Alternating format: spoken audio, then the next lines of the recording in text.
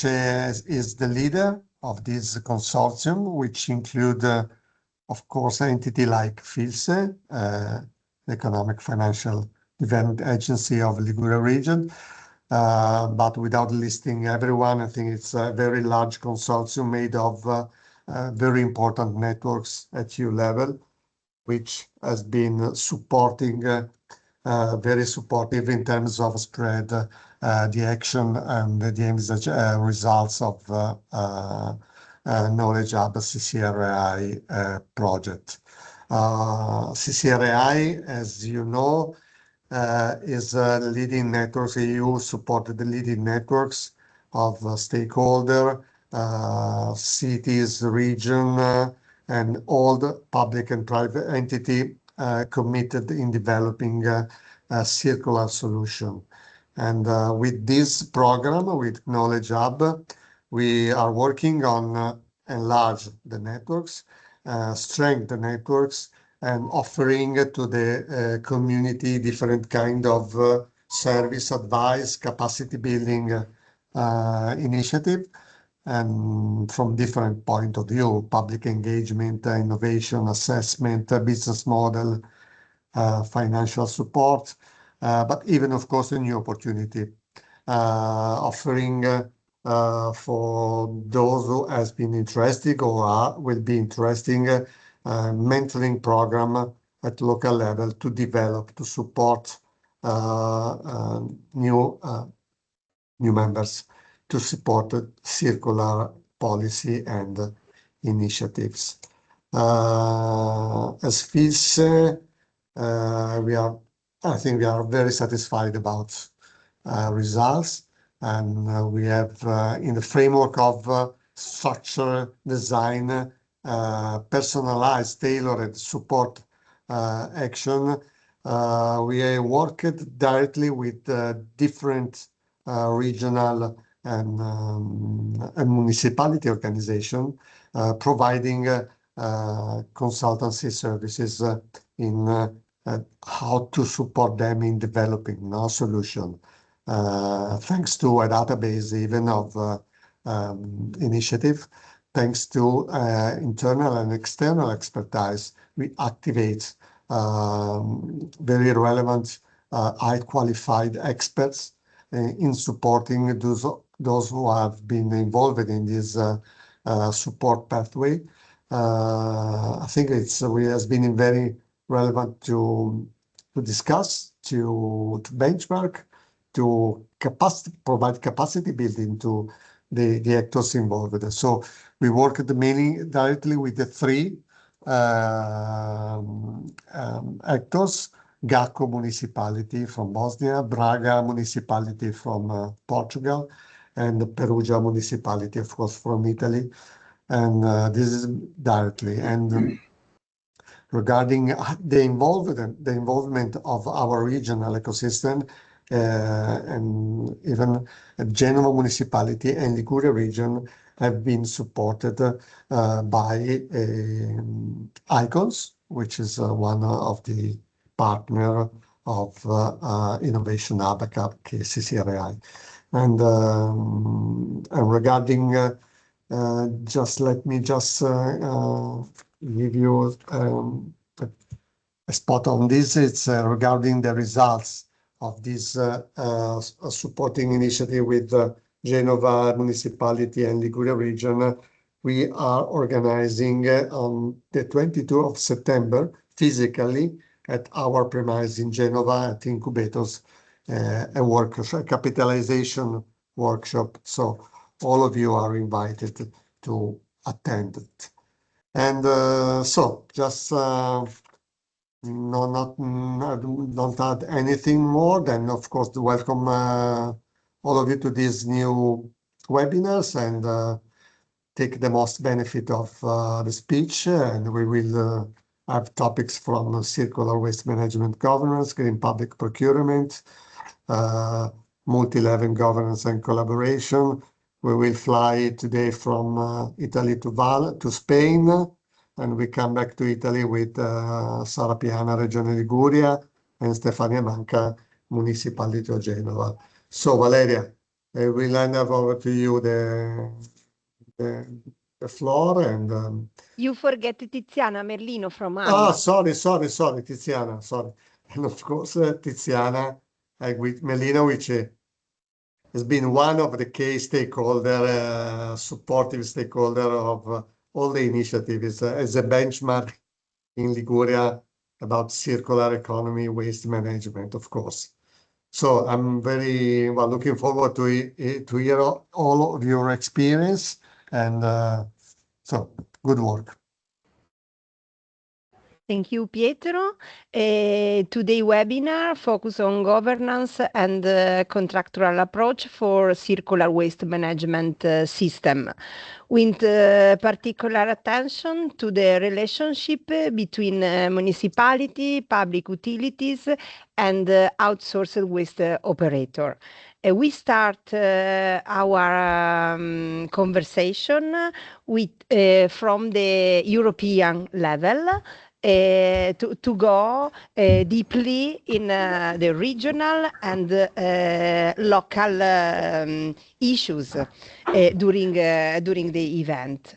We start with Carlos Serra Castells from University of Valencia, one of the main partner of CCRI Knowledge Hub project with multi-level governance and institutional coordination.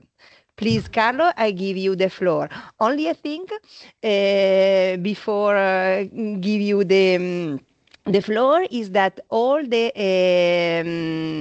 intervention is as a Mentimeter, an interactive part after each intervention. So please, people, scan the QR code that we will send you during the event. Okay, we start with Carlos. Yeah, be ready for the QR. Let me just share. The first one, the first QR. And after we have another one for all the other intervention. Fantastic. It's loading. Let's go full screen. Yeah. So thank you very much and good morning. I am Carlos. I'm researcher at University of Valencia.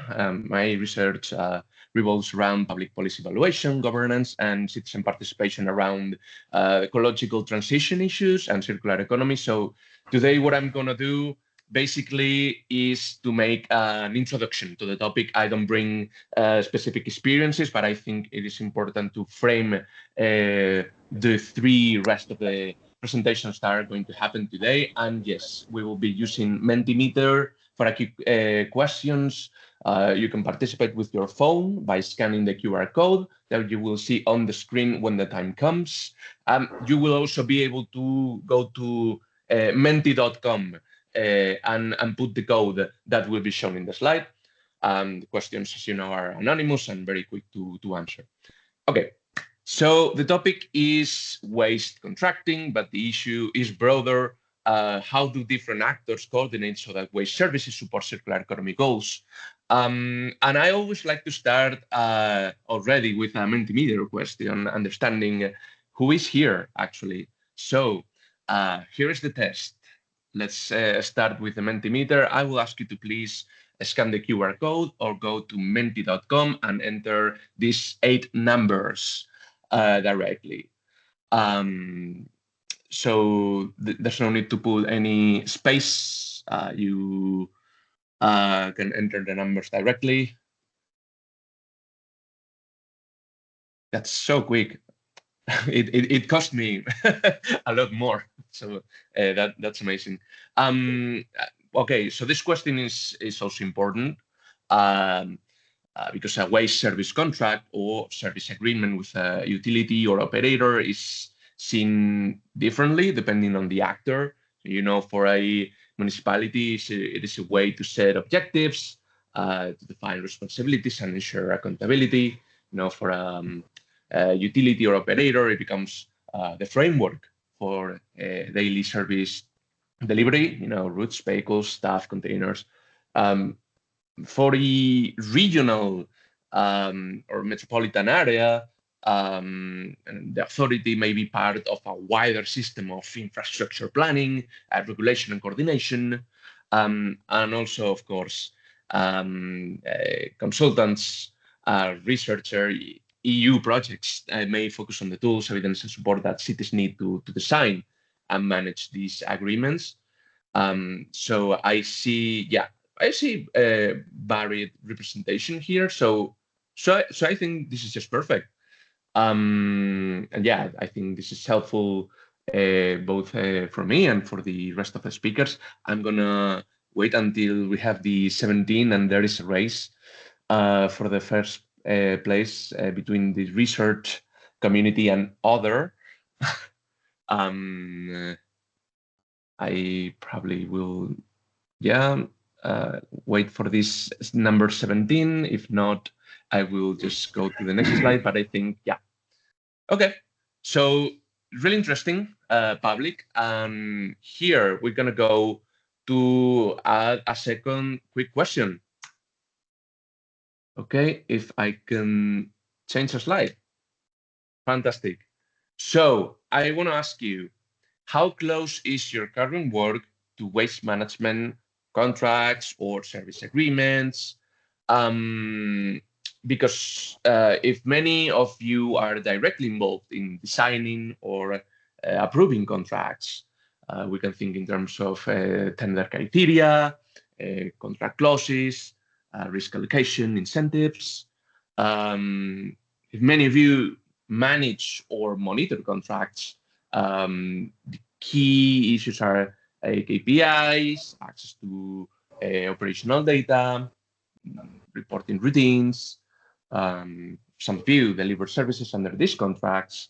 The question becomes more operational. So, you know, are the targets realistic? Are responsibilities clear? And does the contract allow enough flexibility to improve the service over time? I don't see... Oh, I see 2 answers on I advise or support organizations using them. So this is interesting. Of course, for you, it might be important. I will ask, please, to silence all micros because I'm hearing some echo, please.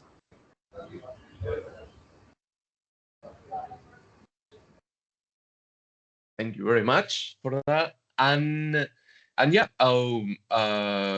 this is an interesting distribution. So I see a lot of people working on circular economy, and people are here to learn about the topic, and people that advise and support organizations using this kind of contracts and models. Really interesting. But for those working on circular economy but not directly in contracts, I think it is important to show how this contracting matters. Waste contracts are one of the places where circular economy moves from strategy into daily practice. So this kind of relationships between actors is super important. So thank you for the answers. And I'm going to go, well, before we go further, I want also to understand the type of waste service system that you usually deal with, although because of the type of answers, maybe this won't apply a lot to you, but I think it is important to ask also for the 2 people that advise or support the organization in here, because the same circular objectives look different depending on whether the service is delivered directly by the municipality, by a public utility, by an intermunicipal company, private contractor, concession, or through a mixed system. So I'm going to go to the next, and I promise this is the last Mentimeter before I go on a slide on my own. I'm not going to make it work for the moment. So what I wanted to, basically, while you answer, let me clarify the options. Direct municipal service means that the municipality itself provides the service. In-house or publicly owned utility means that there is a separate organization, but it remains publicly controlled. Intermunicipal or a regional public company means that several municipalities or a wider authority, such a region, organize the service together. The outsourced a service contract with private operators. Means that the private operator delivers part of the service under contract. You also have concession or PPP model, which usually means a longer-term arrangement where the operator may carry more operational or even financial risk. And mixed model covers the very common situation where collection, treatment, communication, and data systems or specific waste streams are managed by different actors. So, okay, so interesting. I expected some, I don't know, / not applicable, but I also see this in-house or publicly owned utility, and also see the indoor municipal or regional public company, outsourced service contract with private operator. I mean, yeah, to talk about these models are useful because they show different ways of organizing collaboration. Direct municipal service gives public authority a high level of control, but it also requires a strong internal capacity. And also an in-house utility really can connect daily operations with public objectives, provided that the service agreement is clear and performance is monitored. We have two intermunicipal regional public company answers, which can help smaller municipalities reach the scale needed for infrastructure, data systems, or technical support.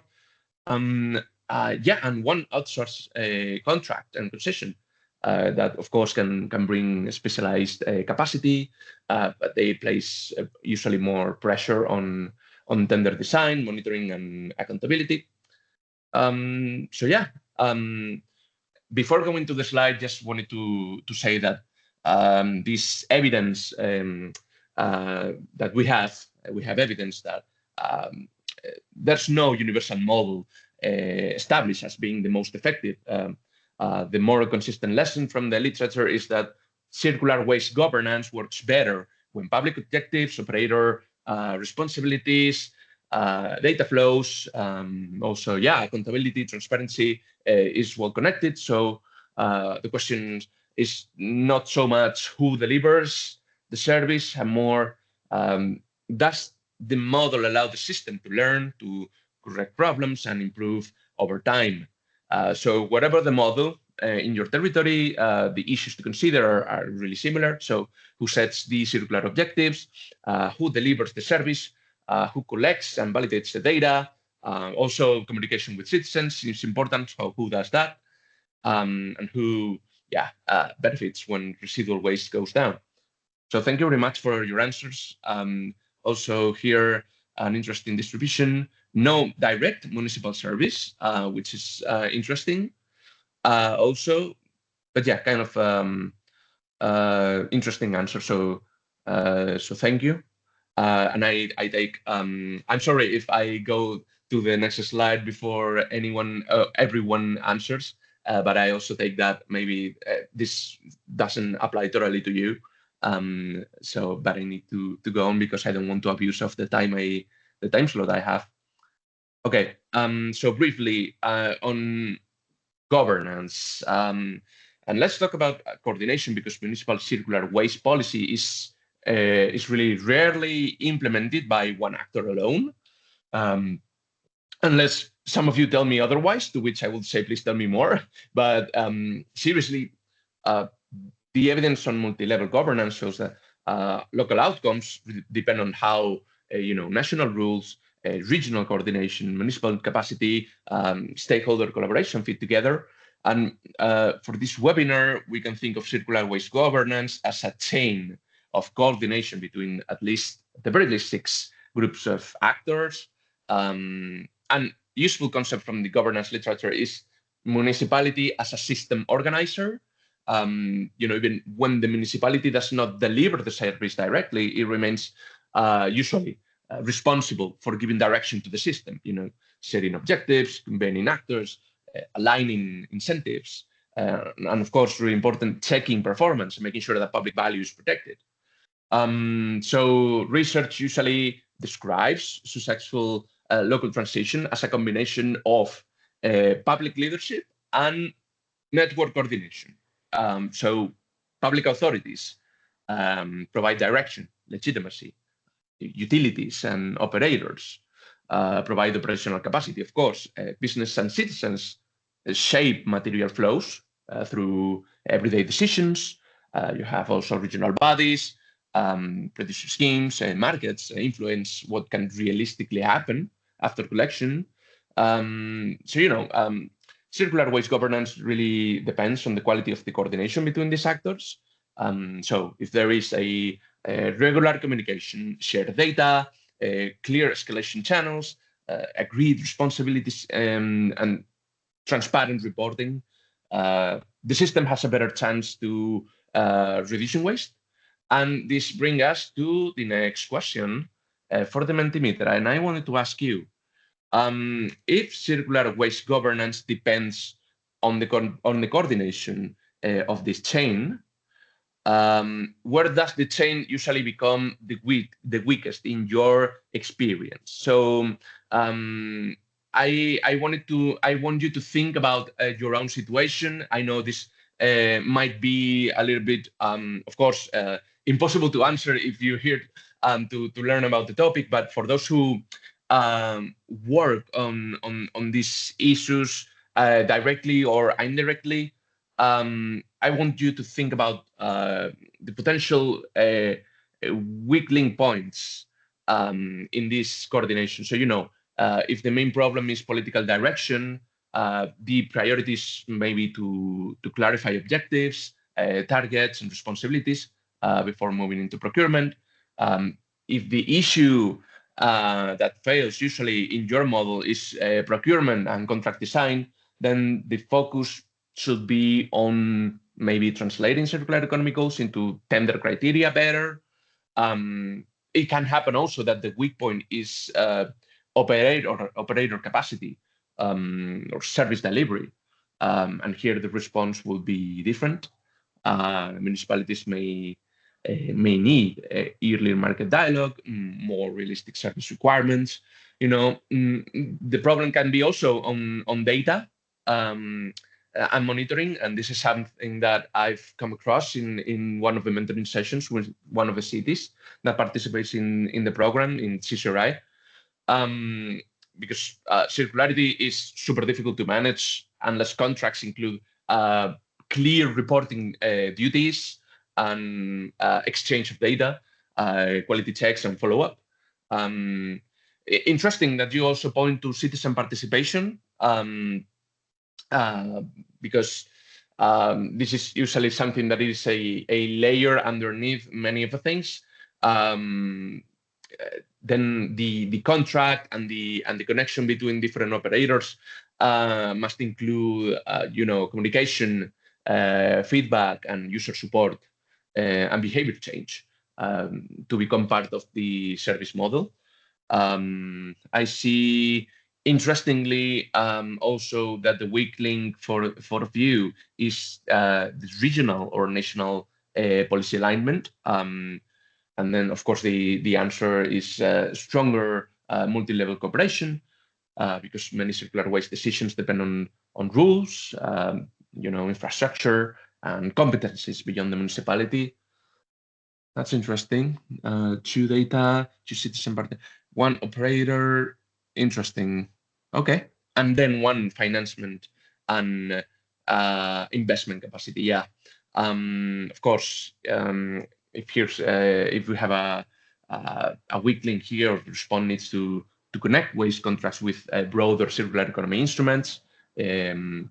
Market demand also can be supported through material quality requirements and circular procurement.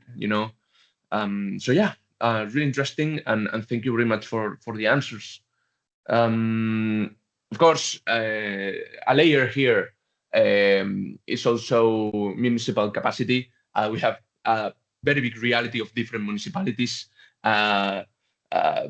Public authorities need enough internal capacity to act as an intelligent client. And this is a lot of times the case. But yeah, just to mention that.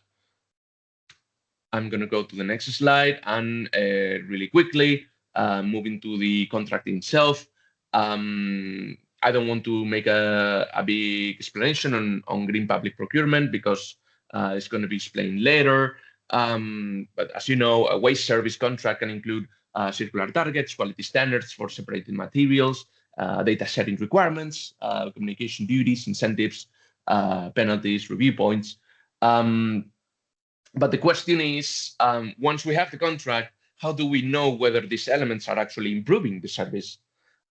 Because relying only on, for instance, recycling or the separate collection rate is risky because, for instance, a city may collect more waste separately, while maybe at the same time, total waste generation continues to grow. So the evidence shows that for a waste service contract, monitoring should follow the service from waste generation to final recovery.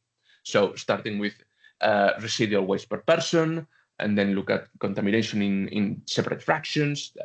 The contract should also check what happens after collection, because the real circular question is how much material is actually recycled, composted, reused, or otherwise recovered.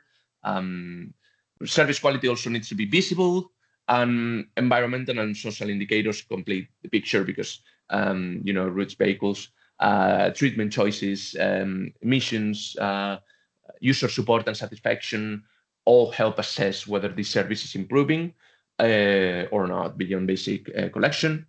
So I once asked this, I wanted to ask you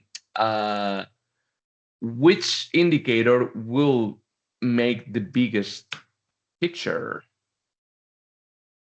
I mean, let me try to reframe the question. Which indicator will make the biggest practical difference if it were properly monitored and used in the contract? Okay, so a KPI is simply a performance indicator. So the number or the measure used to judge whether this service is doing well. In waste contracts, KPIs are very important because they influence behavior. Operators, municipalities tend to focus on what the contract measures and rewards. So the question is, if you could choose one indicator that should be monitored more seriously in waste service relationships between different actors, in waste service contracts, which one would make the biggest difference for circularity in your opinion? And yeah, while you answer, think about the indicator that probably will most help a municipality or even utilities to make better decisions. So, for instance, changing routes, improving communication, adapting collection points, reviewing incentives, investing in treatment capacity, or improving user support. And I see contamination rate by fraction, actual recycling or recovery yield, residual waste per capita. For sure. Service coverage in hard to serve areas is something that it is super, super important. If communication is selected as it is being here and actual recycling, the priority is on material quality.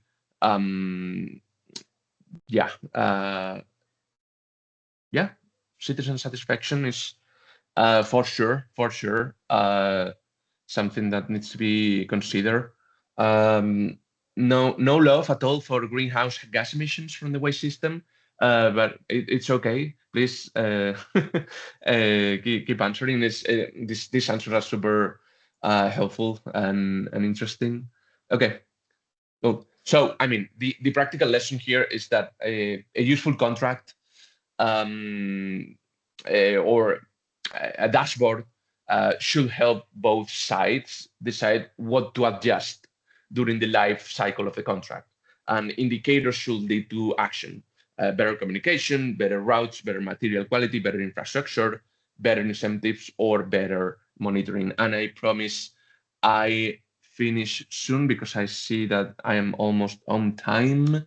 I have just 2 slides left. So just here to point out that citizen engagement needs to be considered when designing this governance model for delivering this. The indicators we have just discussed depend really partly on everyday behavior from citizens. So if communication is weak on the part of the operator or the municipality, circular targets can fail because users do not know what to do. Maybe routines don't change, and then the service provider receives lower quality material. And the contract can make responsibilities really clear. The municipality may lead public messages, especially on tariffs, obligation, enforcement. The utility or the service provider may contribute operational data. The agreement should clarify who prepares instructions, who reports recurring errors, who supports businesses, who handles complaints, and what data is shared. So before I'm gonna go directly to the finished slide. Because I wanted to connect this opening discussion with the rest of the agenda, because the next sessions will look at circularity and circular waste governance from 3 really complementary angles. You have CE Prince focusing on green public procurement practices for circular economy. And the useful question is how public purchasing can support circular objectives in practice. City of Genoa will bring municipal perspective, and really interesting to see how this procurement fits within a broader municipal vision. And AMU Genova will address circular contract between municipalities and public utility companies. To look at the responsibility relationship between the public authority and the organization delivering the service is interesting. So as you listen to the next speakers, I will suggest keeping 3 simple questions in mind. So which goals are being set, who is responsible for what, and what should be measured and rewarded. So that's gonna be it on my side. Thank you so much for participating and for being here. Here's my email. Should anyone want to reach out for any kind of matter related to this webinar and this part of the presentation specifically. So thanks again for participating, and let's see the other presentations. Thank you very much, Carlo. Now I'm happy to introduce you Sara Piana from Liguria Region Body. She will tell us about the activity of the project CE Prince, focused on green public procurement for circular economy, financed by Interreg Central Europe program, in which Liguria Region is a partner. Please, Sara, the floor is yours. Thank you very much. Thank you for the invitation. I try to share my screen so that you can see. In the meantime, you share the screen. I add that the next interactive questions will be after each intervention. We share the new QR code after the first intervention. Thank you.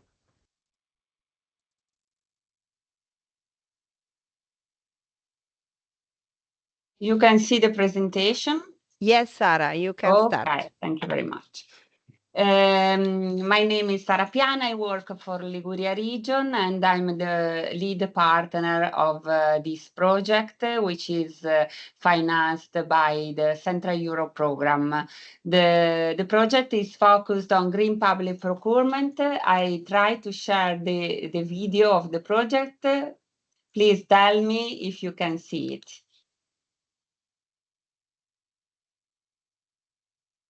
Can you see it?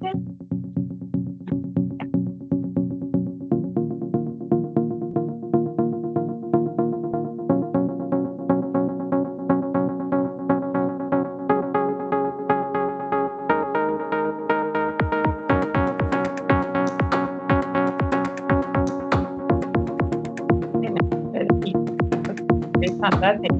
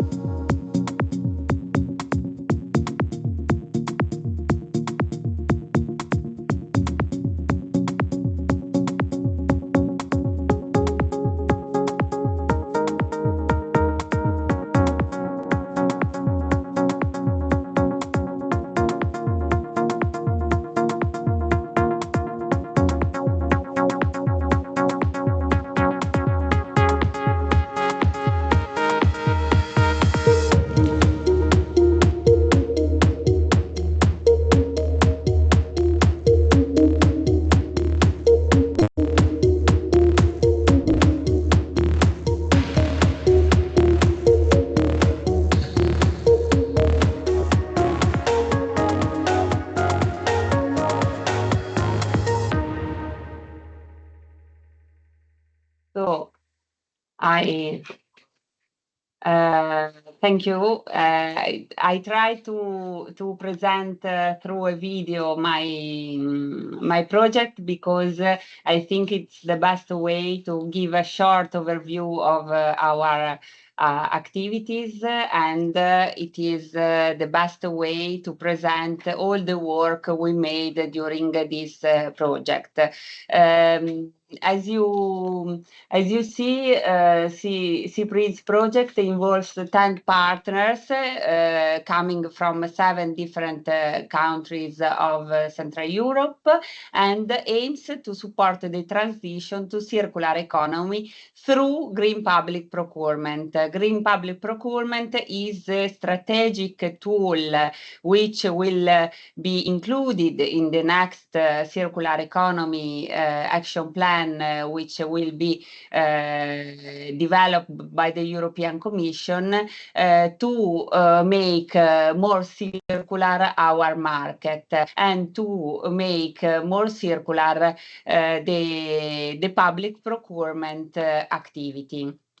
At the moment, not all the countries work in the similar way, and there are no common standards in requirements. For this reason, the project is very focused on finding a way to standardize circular procurement approaches through a joint strategy and share upgraded criteria.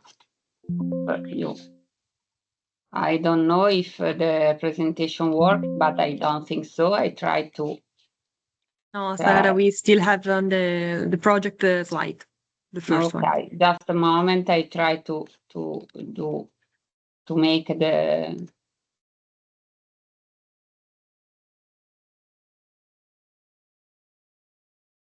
I try to share again because I think there is a technical problem. I don't know why.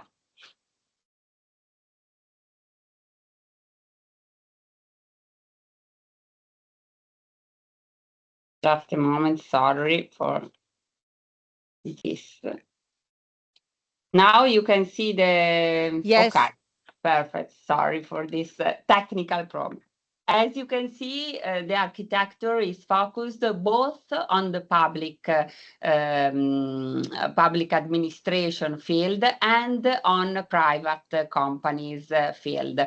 And this made the project very complex to be developed, but also very interesting and very complete because it deals with both the two different challenges we are dealing in green public procurement implementation. 4 are the key economic sectors. We work on agri-food, manufacturing, construction, and tourism-related services and goods.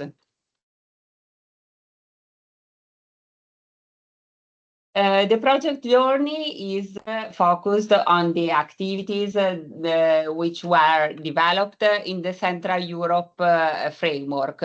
I don't know if you know the program, but the program has a very, very strict logical framework. So the need is to build a transnational strategy, which is focused on an initial assessment, which was developed by our technical partner, which is the University of Sant'Anna.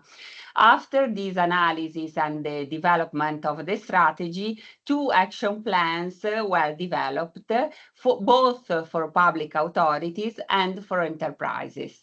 After the action plan were implemented through an activity of capacity building addressed both to public authorities and to enterprises, and also to the testing, which is now in the phase of real implementation.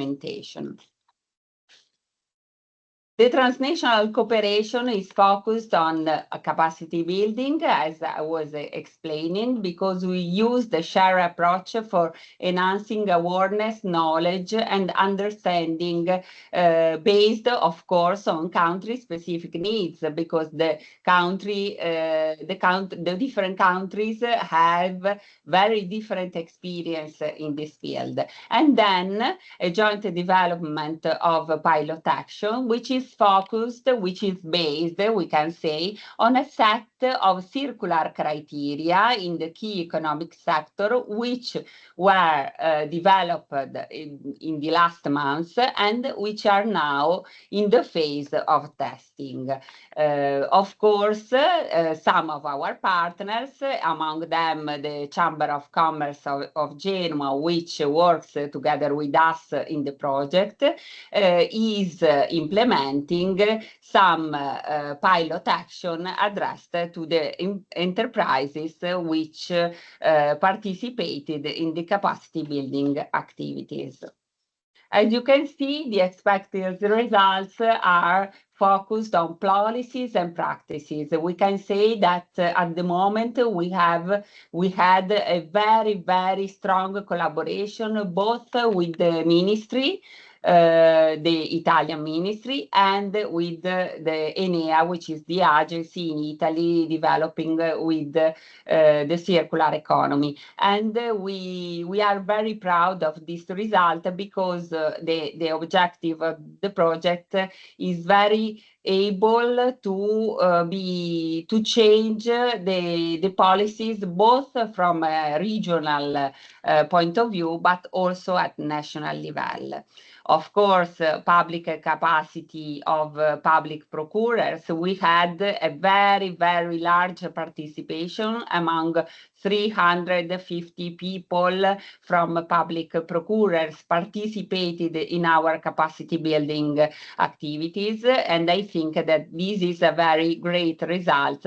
And there is a great need of implementing capacity and skills of public authorities in this field. Of course, we tried to implement a stricter collaboration among public and private. In the next month, we will develop a symposium which is addressed both to public and private, because we saw that sometimes the collaboration among public and private is not so strong. And so it is really important to increase the dialogue among these 2 categories of stakeholders. Of course, we are trying to reduce the barriers among and the difficulties among the match between demand and circular services, goods and their supply. Of course, sometimes we notice that public procurers do not even know the market. And so it is very important to increase the capacity of public procurers to address the companies, but knowing better better also the market opportunities they have. Of course, our all the tools we developed in the project are focused to the transition to the circular economy. It is very important for us, this aspect, and as you can see in our next slide, I will show you the upgraded criteria we developed with a great focus on circular approach and not only to environmental approach, which is of course part of circular economy, but which is a wider field of implementation. Of course, the capacity building activities developed by our partners are addressed to increase the knowledge of our companies of circular green public procurement. The pilot action with public administration is based, as I was explaining, on the criteria we developed. And for this reason, the practical activities we developed are based on the analysis of current circular principle in existing GPP criteria. We made this analysis for all the 7 countries involved in the project. From the national point of view, we see that we have a lot of obligation in green public procurement, but most of them are focused, as I was explaining, in environmental aspect and not only in circular specific criteria. For this reason, we tried to implement an upgraded criteria in the key sectors which are more circular than the previous ones. All this work brings to a testing of the new criteria in existing public tenders. This is the focus of the analysis. I will leave you the information for your information, and if you need some more details, you can write us with great pleasure. As I was explaining, we analyzed and compare all the EU and national green public criteria for selected categories of product, of course, and services.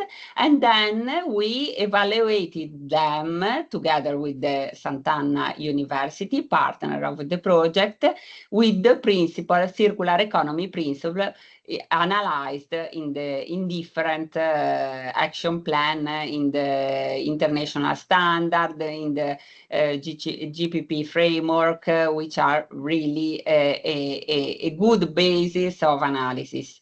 And then we analyzed the differences and in the implementation of these circular principles in the different countries.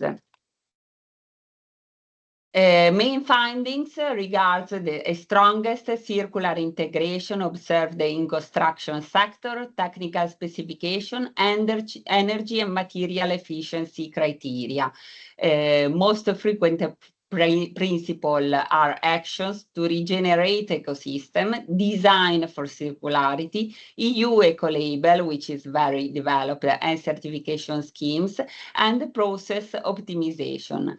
Least represented principles are remanufacturing, sharing models, reverse logistics, limited performance-based procurement.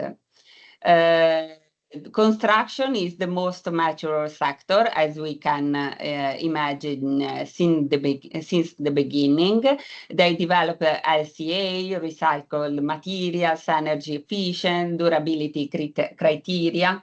Agri-food is focused on local sourcing, organic products, and food waste reduction. Manufacturing has more emphasis on eco-design, recycled content, supplier management, and tourism is still less structured. Eco-labels dominate, but there are fewer measurable circular criteria. This is a very great, important challenge, since Liguria, as you know, is most important from the tourist point of view, and for this reason, this could represent a good way to increase our circularities.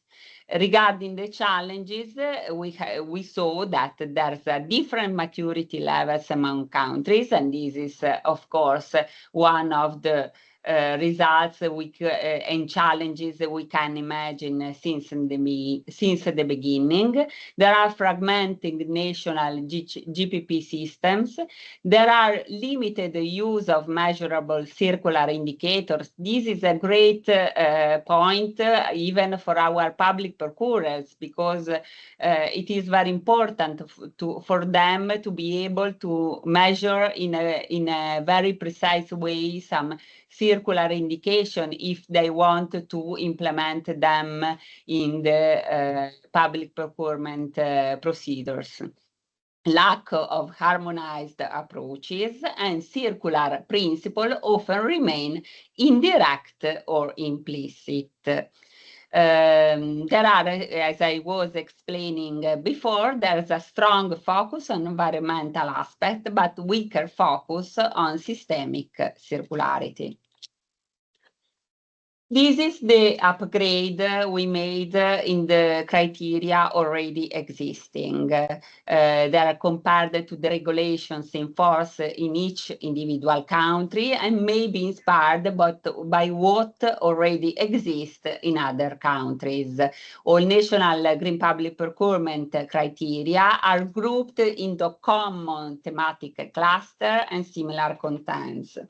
Upgraded criteria are indications to progressively integrate circular principles within each green public procurement legislation. So it is, I think, a very important starting base, but not only starting base, but implementation base, which could give legs to the implementation of a circular action plan developed by the European Commission.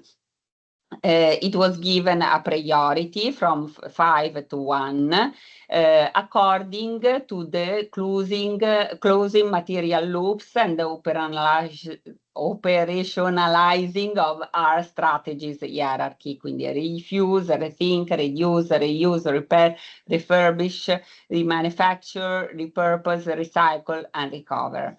The scale therefore measures the extent to which a criterion acts directly, indirectly, or not all on material cycles. So it is very important for us to give priority to the criteria which are more circular than only the environmental ones. Circularity and environmental sustainability do not coincide. A criterion may be environmental meritorious, but not being circular. This is the upgrade of circular criteria we made. This is the scale of priority we gave. I do not give you some details on this, but I put in the presentation just to give you an idea of how scientific was the work we developed during the project. But we can go now to the concrete activities we developed with this upgraded criteria. The test is focused on 3 options: the intensification of quantitative thresholds already in force in the country, borrow and take inspiration from prescriptions effective in other countries, or add brand new prescriptions. So the Excel files we develop will cover these three opportunities to upgrade criteria in all the countries we analyzed. The partners will identify forthcoming public tenders and select appropriate upgraded criteria to be included as awarding criteria in the tenders. In our case, we are very happy because just a few days ago, we received the information of the publication of a tender in agri-food for schools. And it was implemented, the procurement, thanks to the analysis we made of circular criteria. These are the tangible results we gained as Liguria region. We organized 7 events for public administrations organized by Regione Liguria together with our in-house company Liguria Ricerche, and we gained the participation of more than 350 attendees from about 80 different organizations. So a great results for a region which is quite small with respect with other national regions, and for this reason we understood that there's a great need of capacity building activity in this field. Regarding private companies, 6 events were organized by the Chamber of Commerce of Genoa, which is the partner of our project, and it was addressed to the topics of sustainable design and assessment in all the sectors of the project, as well as non-financial reporting and ESG. We have to consider that our companies in Liguria are very small, and for this reason it is very important to implement, to increase their knowledge and their ability to participate to this kind of tender. It was very successful also the participation of private companies to our events. Now, as I was explaining, we made the test of upgraded criteria in one tender from the municipality of Genoa. So the tender for school canteen service will be developed, including an upgraded criteria on CO2 emissions.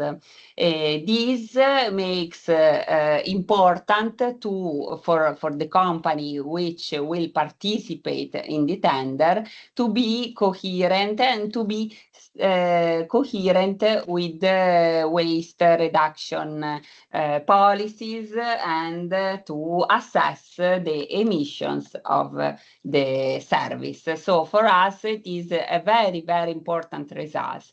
Now we are working on a new experimentation, but it is now in progress, and so we cannot see more about this opportunity because we have to see if it will be developed concretely. So I interrupt my presentation. I hope to be clear. If you need more information, I leave you here our website and the email address for any information you may have. Thank you very much for the attention, and thank you for involving me in this mentoring program, which is very interesting for us and which was developed together with other regional stakeholders, which were very interested in the activities we developed. Thank you very much, Sara, for your intervention.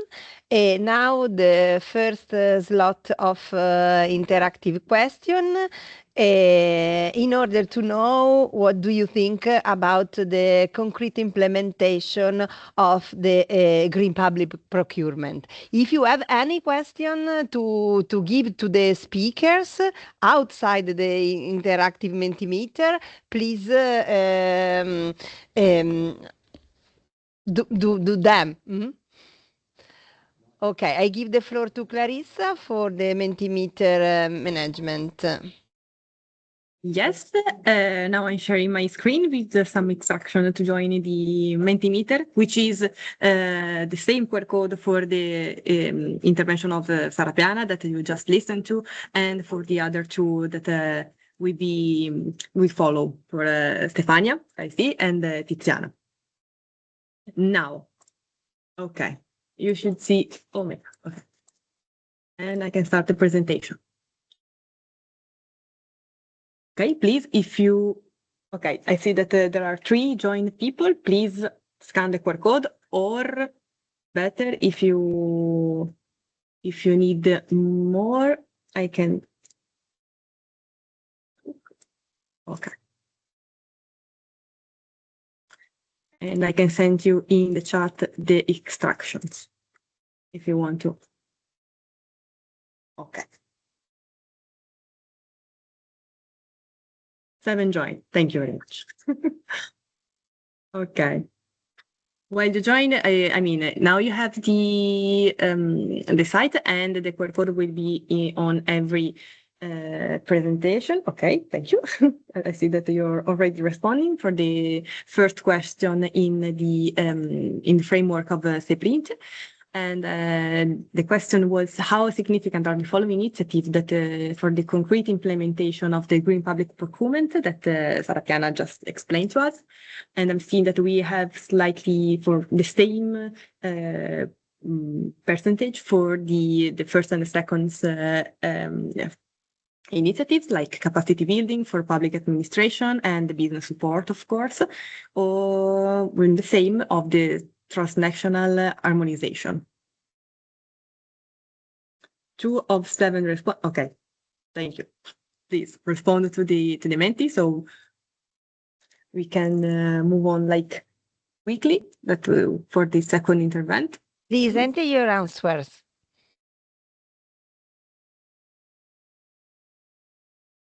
They are useful for us. Yes, very useful.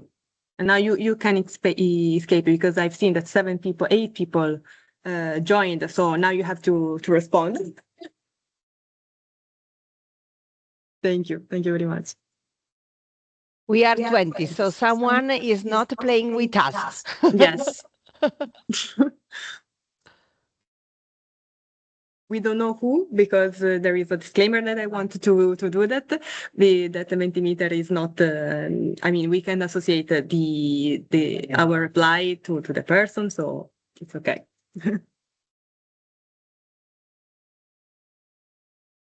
Okay. The second one, based on your experience. So we are now asking directly to you on your experience on your territory, and we asking you to rank these sectors from the most to least prepared to adopt the level 5 circularity criteria that Sara Piana explained. And we are talking about building and construction sectors, manufacturing, agri-food, and tourism.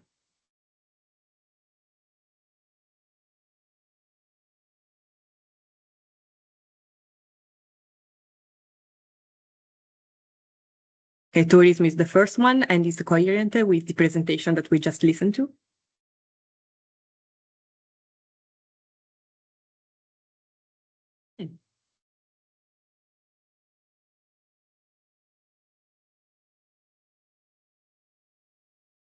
Perfect. Thank you very much. Last question for the first presentation. And we have tourism sector, because I've just listened to Sara. The tourism sector is how could I say, least quantitative, the one we have the least quantitative data. So what indicator would you include in a call for proposal to make a hotel or tourism service more circular rather than just green? Clarissa, just one clarification on this aspect. Of course. Regarding the services we connected to tourism is not so easy to implement in green public procurement because public procurement regards aspects like green areas, maintenance, for example, or transport, but normally not hotel services and so on. So tourism is not so easy to implement through a green public procurement approach. This is maybe the reason why tourism is not so strong as a sector as other sector, for example, construction sector, which is of course a core business for green public procurement. This is just to give you a clarification of something that we discovered during the project. Yes, it is a multi-sector, so it is very difficult to define. Yes, and it is carried out by private companies, but not on the basis of a public procurement procedure. Okay. Thank you, Sara, for the clarification. And I've seen that I'm reading just the question that the reply that we receiving, like the reusable food delivery and the low carbon, of course, plastic free and circular water management. That is, I think that is quite interesting and difficult to apply maybe for old structure, but very, very useful. And also, I mean, plastic free is the one who is going strong with our reply. Okay, we are now 10 minutes into the Mentimeter. I don't want to take more time from the Stefania presentation, but I will leave open the Mentimeter. So if you decide that you want to join, you can also do that without any problem. And we see each other after the next presentation with the same link and same QR code. You don't have to change. Thank you very much. Thank you, Clarissa. Now, with the after two intervention, we move from European to local level with the City of Genova and the AMIU company. Now is the turn of City of Genova, a best practice example of a virtuous circular city. And I'm happy to introduce you, Stefania Manca, the Sustainability and Resilience Manager of Municipality of Genova, who will present Genova's sustainability strategy and vision for the future. Please, Stefania, over to you. Thank you, Valeria. And thank you for inviting me and Genoa Municipality to try to represent what we are doing, and especially if our vision is also something valuable for the future of all the cities we hope. I'll try to share screen and presentation, and here, well, starting from the end, it is the best option. Okay. Yep. Okay. Can you see the screen? Yes. Thank you. Fantastic. Okay. Perfetto. Well, just to be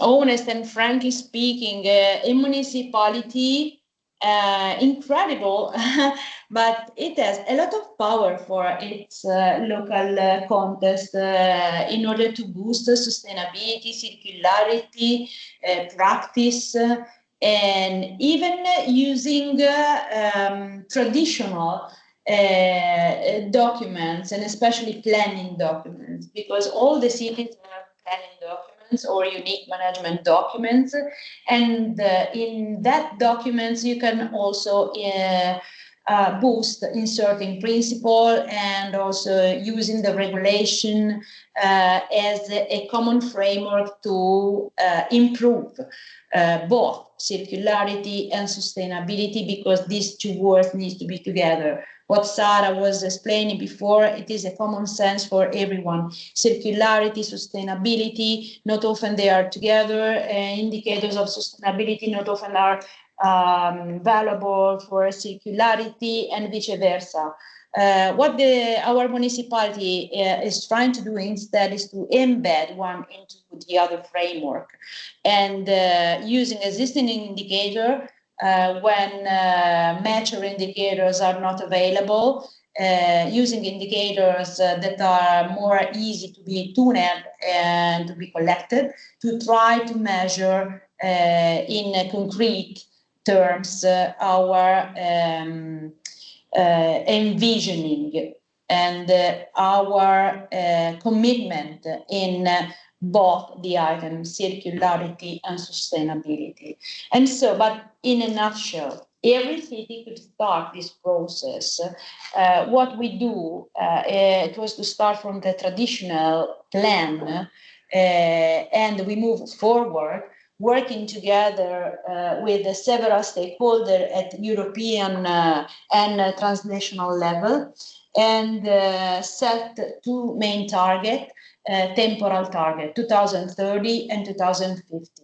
And then exploring and using the scenarios that has been deployed by the scientific community in local priorities, and developing voluntary commitment to set the scene for our improvement.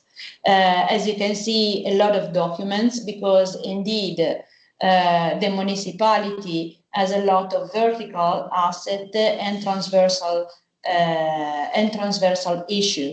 And so the Lighthouse City strategy is the first experiment of a transversal strategy. And then the cultural sustainable framework of development of the city is a vertical one, even if culture is more transversal. But in this case, it was related to the UNESCO recognitions, how to become sustainable and circular in our protection, promotion of our cultural asset, and then with the stick-up that looks especially on energy field, even if climate oriented, but especially energy, so built environment, and moreover. What we need was something still more mature. And then on the left side, you can see our first sustainability reporting using the ESG framework with the two standards, the GRI standard that is recognized at international level, and those standards are belonging to the new corporate sustainable reporting directive, the European one. And so we measure ourselves using two standards. And this is the first experiment in Italy, but also in Europe, one of the first. To be honest, and we publish not only the report, but also the framework of the data that measure not only our city, but also other 11 cities in Italy. We are developing with the European project also the measurement, the same measurement framework for also Euromed cities, 20 cities in Europe and 5 cities in the North Africa and western part of the Mediterranean. So from Turkey, Algerian, Tunisian, and etc. We are part of the Med Cities network, and what we did, we give to the peer review our framework of indicators, and we hope to deploy together a common structure, a common instrument. We use an informal mechanism of commitment, and then this is an obvious European project and an opportunity also to finance those pilot case and experimentation field. And then the other documents, again, they commit the city to several fields. On one hand, our vision to 2050, a complete Green Deal city, carbon neutral, and a net zero city on all the aspects, including as a matter of fact the word waste. Even if I don't want to talk about waste, and Tiziana that will follow me often make a joke with me, but you want to cancel all the waste? I would like to. I don't know if we can, but we are working to minimize the pressure of the waste, transforming everything into new resources. But this is a joke among us, and I know that Tiziana will tell more and more valuable things on this field. One of the last documents that we approve also is related to the sustainable events. We deploy documents that completely transform the oldest one in truly commitment of the municipality for all the events that are organized by the municipality, co-organized, or for those that are from private organization, they have to follow this guideline, in which circularity is measured on all the fields, so on the different streams as concrete indicators and metrics, and also a carbon footprint calculator. And all of these performing indicators are compliant with the regulation of the ISO 21221, the new release of 2024, because this new release substitute the oldest one that was of 2013. The last but not least, an initiative. We launched an initiative in April to build a network, an informal network of circular cities at this moment at national level, with the aim to become at European level, because we already have a commitment, an informal commitment of more than 60 cities in Europe that want to work with us to develop one transition to a circular city that is embedded in the Genoa 2050 action plan. And now I'll talk to you about this. The cities, as you can see in green, are mostly in all of the region of Italy. And to be honest, it was quite unexpected, because we launched an initiative, and thank you to the relationship, maybe easy to be understood strategy, democratic and transparent way of reporting. They love this initiative, and so they are truly committed. In these days, all the orange cities that you see are going to have a resolution of the town council or the other administrative part in order to adhere to this network that will be presented with the General Assembly in Ecomondo in this November. And so a new association of cities will raise it up, together with a special guest. This is again, this is due with INEA and with all the other networks at national level that already join us. And in this momentum, we are also working not only on the strategic vision, but also in boosting our capacity of engagement. We are following the mentoring program of the CCRI, and thank you to Valeria and the staff to provide this opportunity for us, because the issue is how can we act as a unique body. Because there are a lot of people, a lot of association, a lot of so third sector, private sector, public sectors, the research of innovation part of the municipality that is university. All these actors could act together in developing projects, okay, but not only the project, but also telling one to each other what they are doing, and how to embed all these valuable effort in concrete indicators and how to report back this metric in the transition to a circular city. This is a super question for us. And so we try to develop instruments, tools, easy to be used, easy to be understood, and working together with all the parties. And happy that there are so many initiatives also to boost one of the asset that is the GPP, or we would like to also to have a circular public procurement also, because this is one of our criteria for the future, and I will show you. In a nutshell, this is an easy slide just to understand which are the pressure of the driver of the mega trend of our century, in which asset we work and which are our goals. And these are our action, again, easy, and something easy to be understood from the political part, the decision maker, from the practitioner, and especially from the general public, for the third sectors, for the private sectors. All together we are working to implement and to put money on these actions.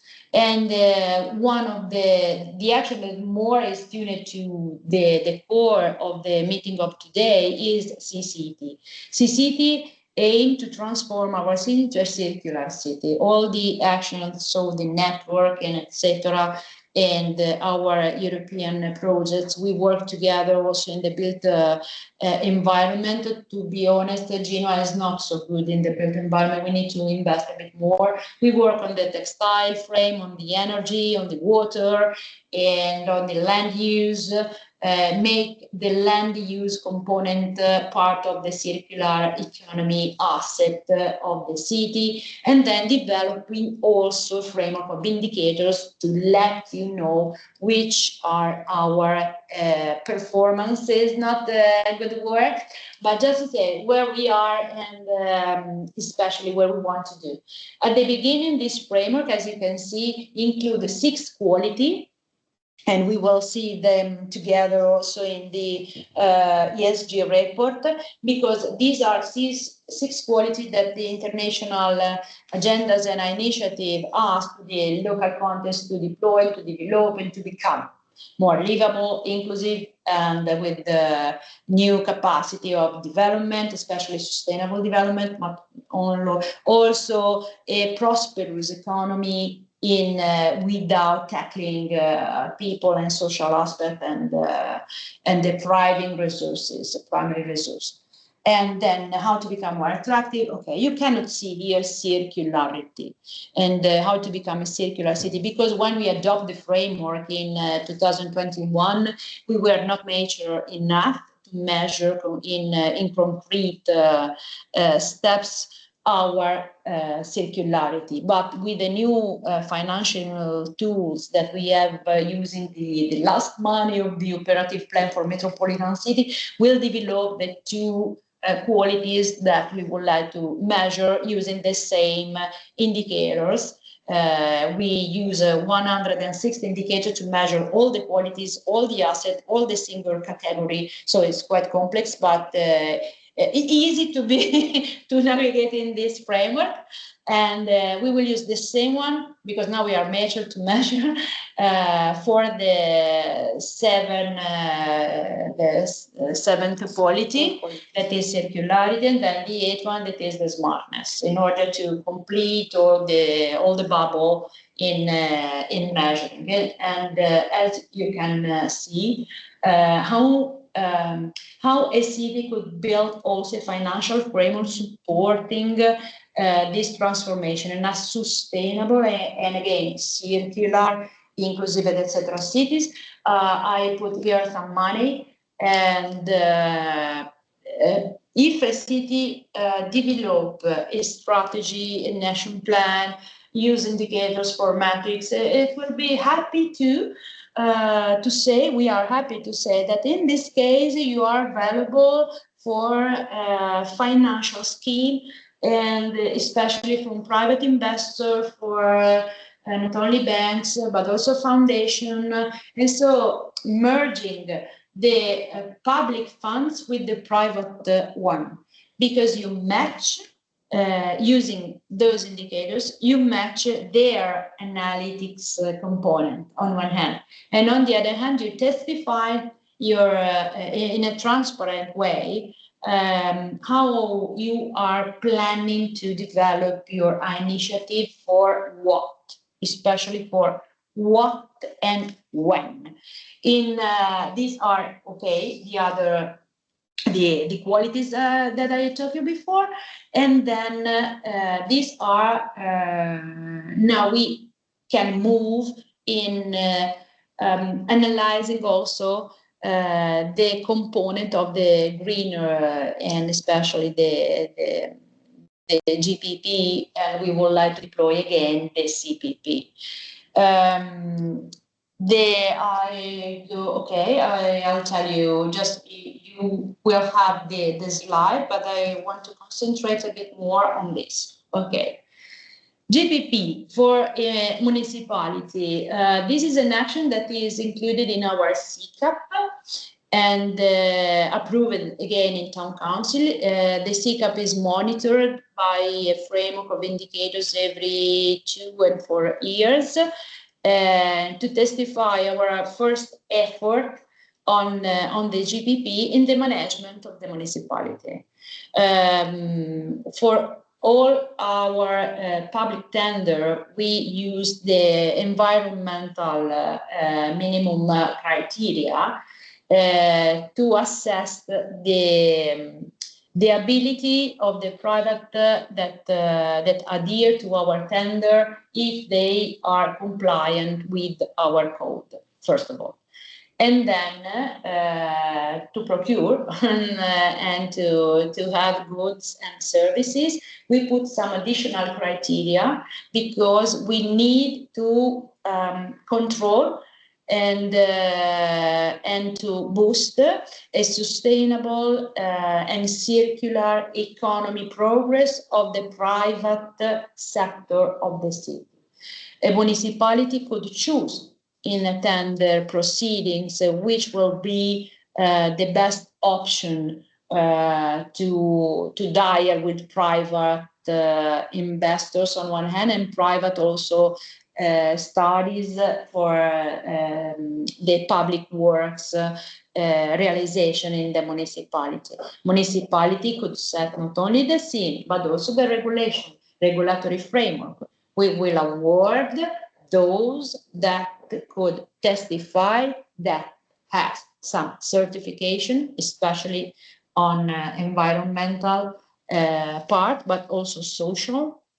And in order to understand if the contractual parties are respected and if the materials that they are providing to us as a life cycle assessment that will be evaluated by me in this case, and also in all the public tenders that use European funds, we apply the do not significant harm principle, and we adopt a common template and framework that the private need to be compliant to, and they also have to fill a form where they declare all the certification that they have and all their ability to to deal with the material. So we create this framework in order to guarantee that the supply chain is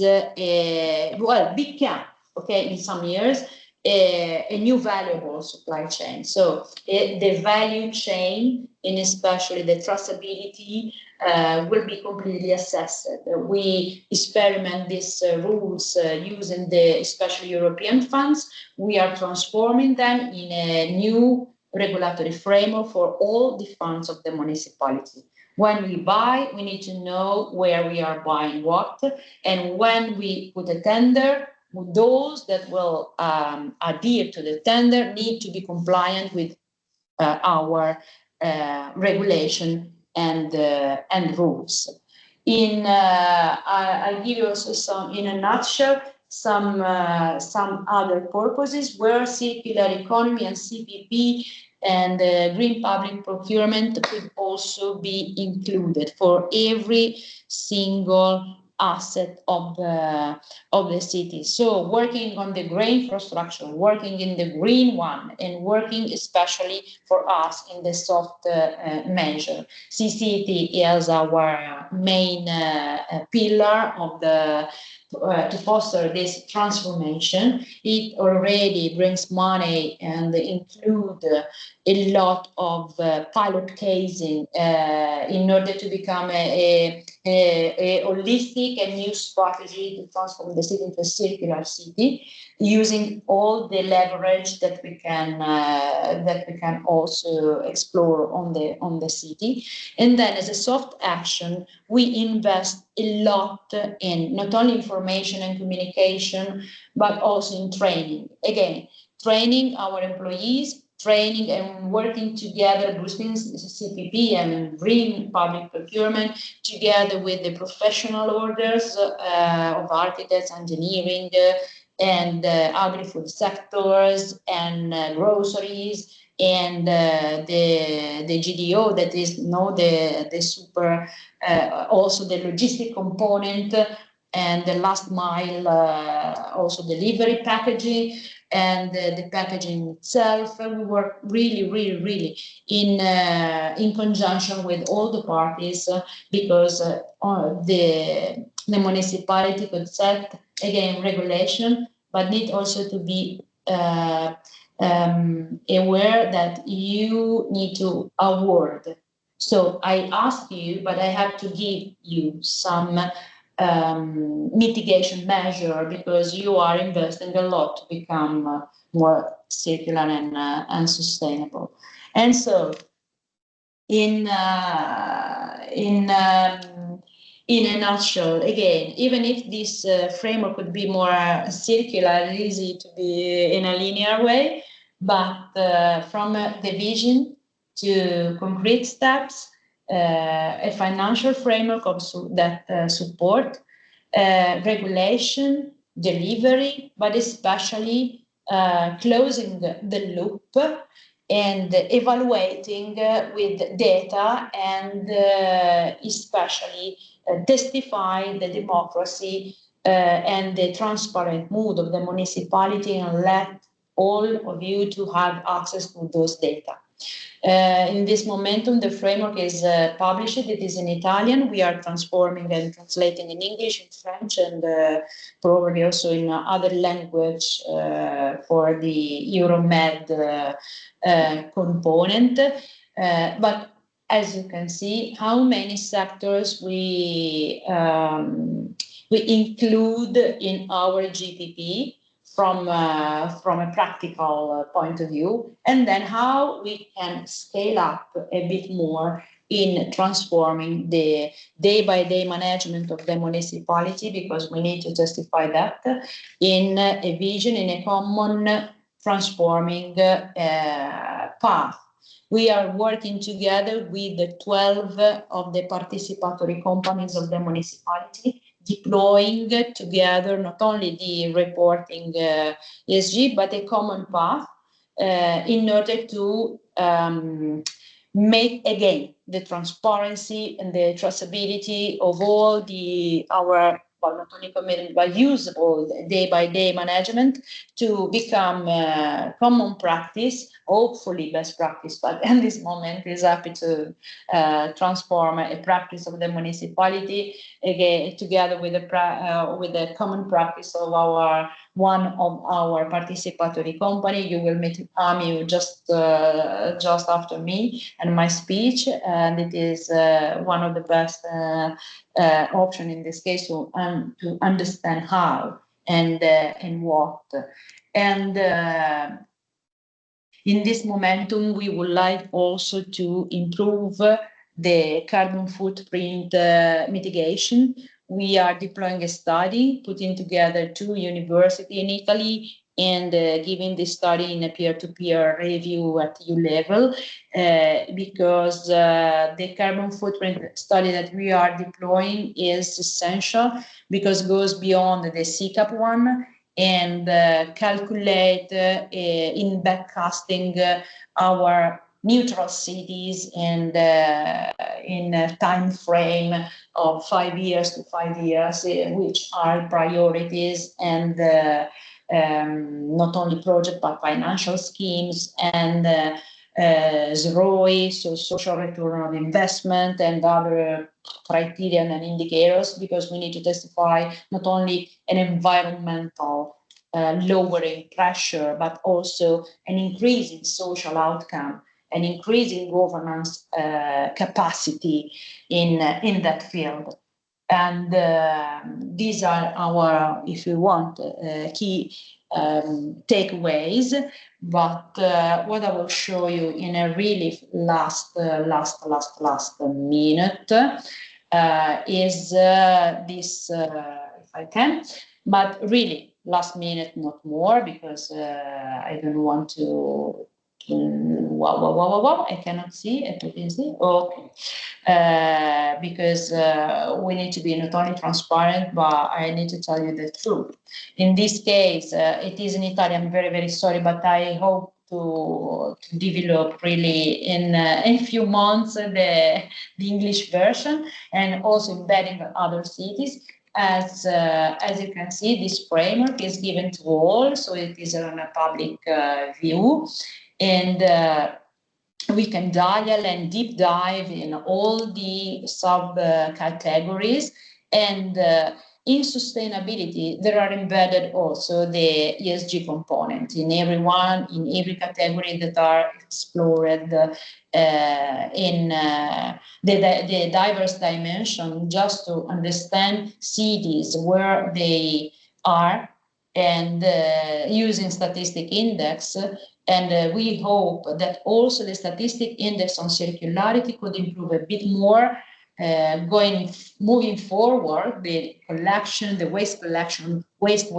We would like to, instead of have data on resource collection, on resource upcoming, on resource capacity to generate new economy, on resource again. So another R. On the 10R, we need another one.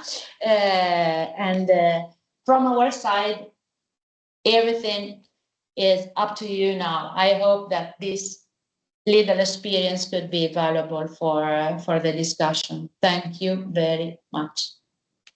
Thank you, Stefania. Many thanks.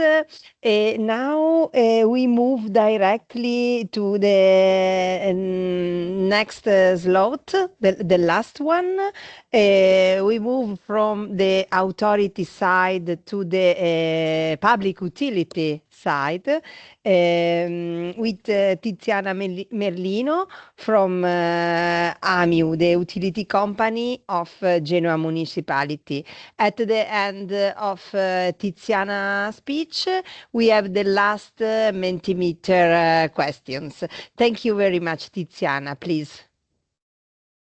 Hello, thank you, Valeria. Thank you, everyone, for inviting me to be part of this panel and to have the possibility to show what is happening in Genoa from the company side.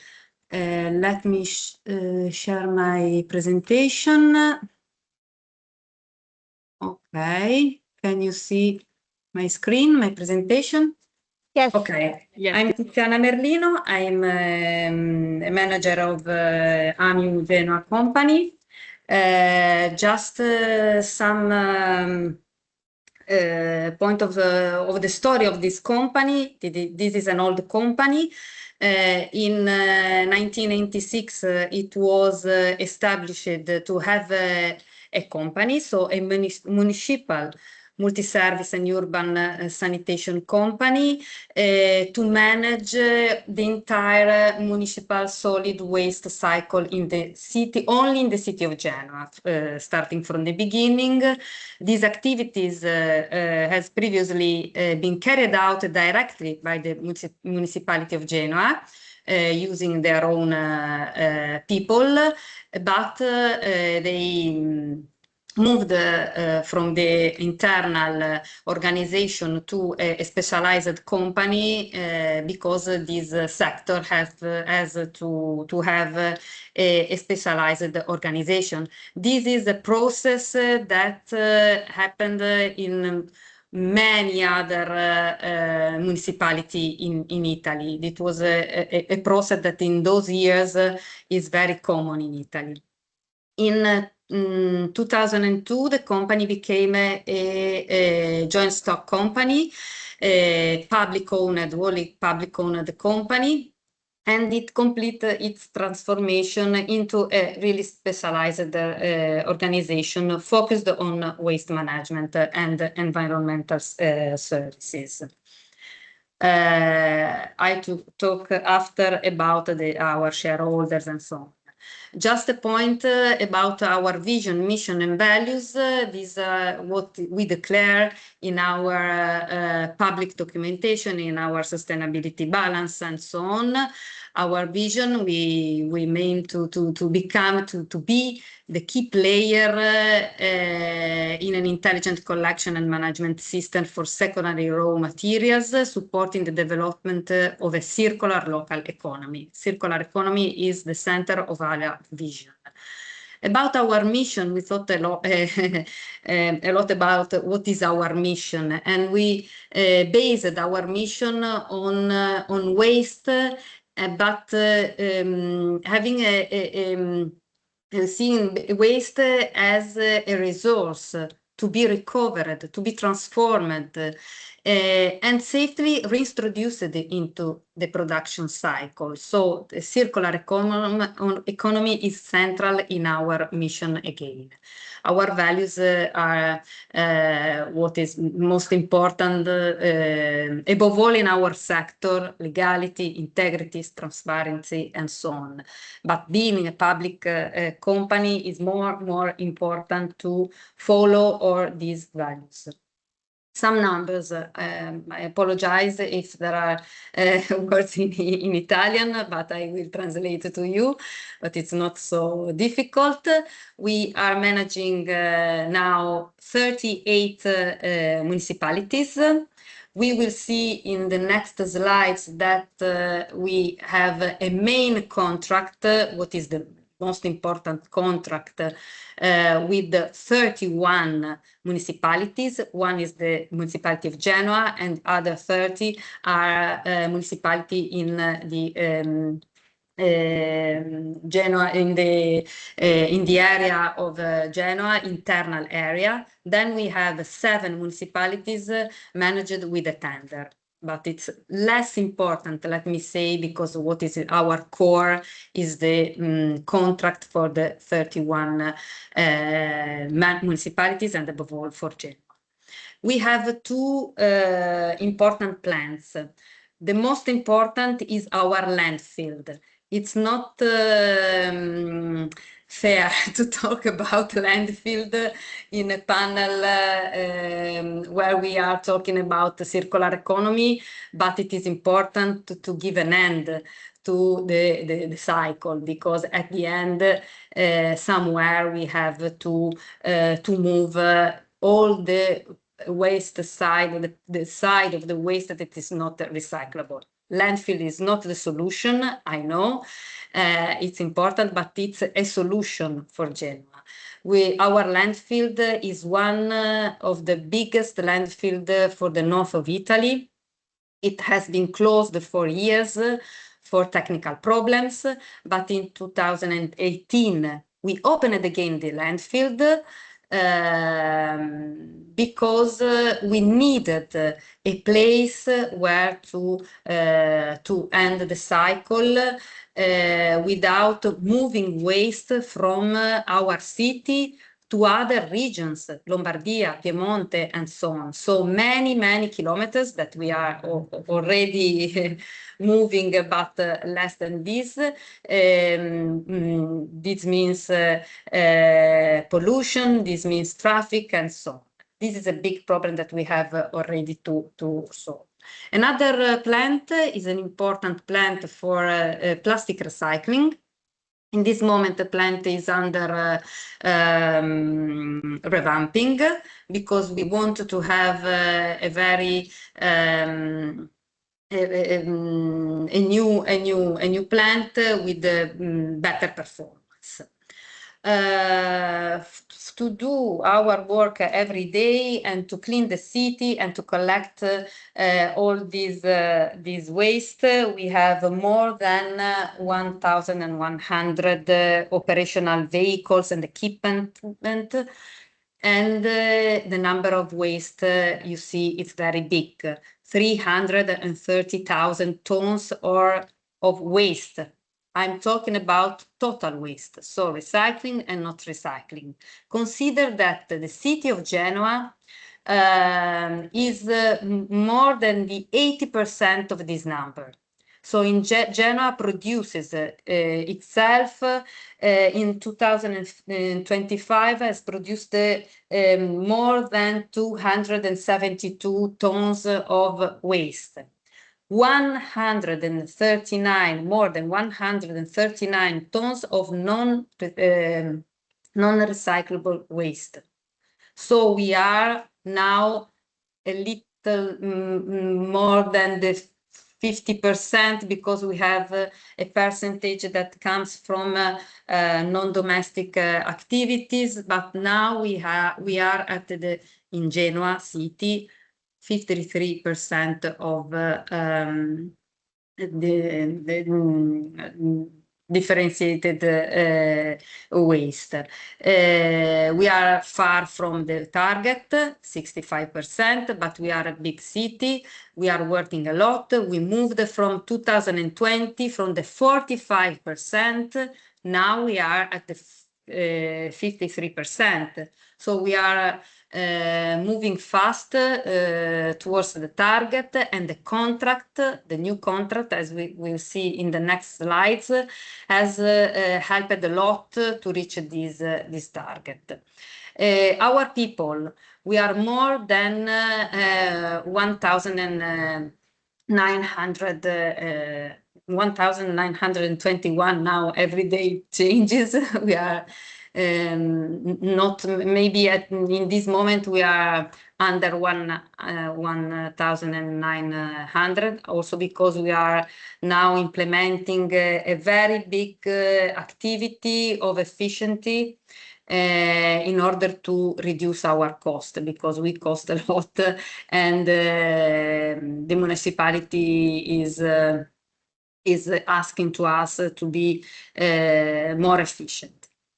So the governance model, the company operates for the biggest part under the in-house providing model. So this is our model. In-house providing model means that we are a wholly publicly owned company, as I already said.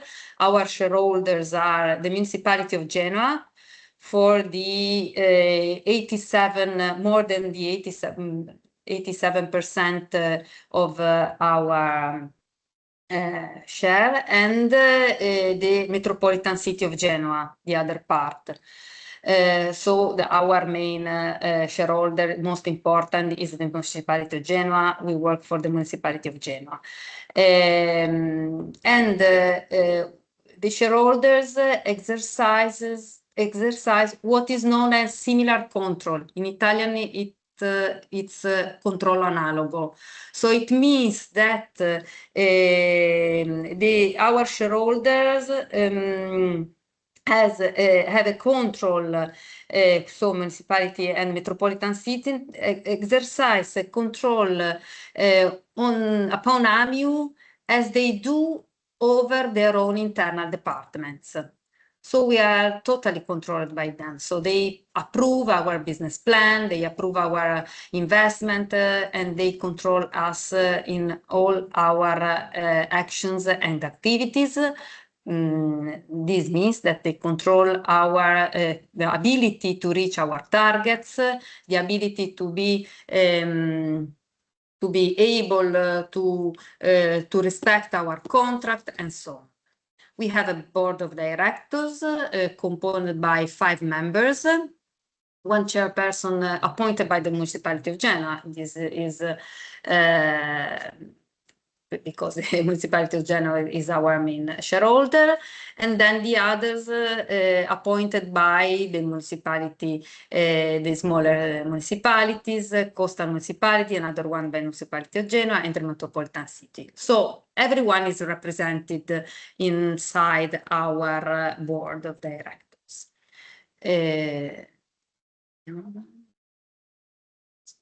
Okay, the service contract. So everything happened in between 2020 and 2021. Our pandemic was a very tough period. So since 2021, with the very, very difficult political process, because it was not easy to convince not the City of Genoa, but all the other municipalities to be part of this contract and to accept all the targets, all the service level defined by the metropolitan city.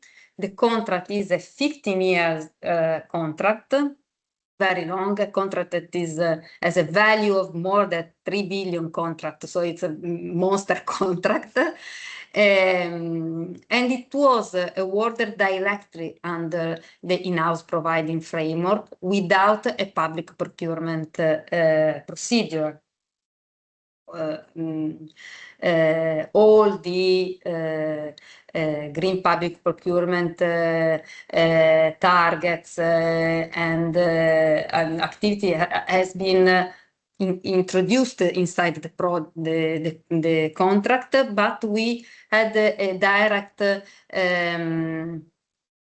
activity with the municipality, the metropolitan city.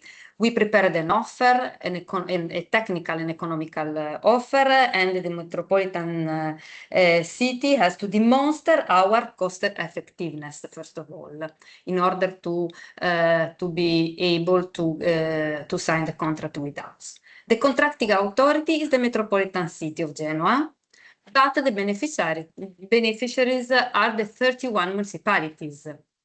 So how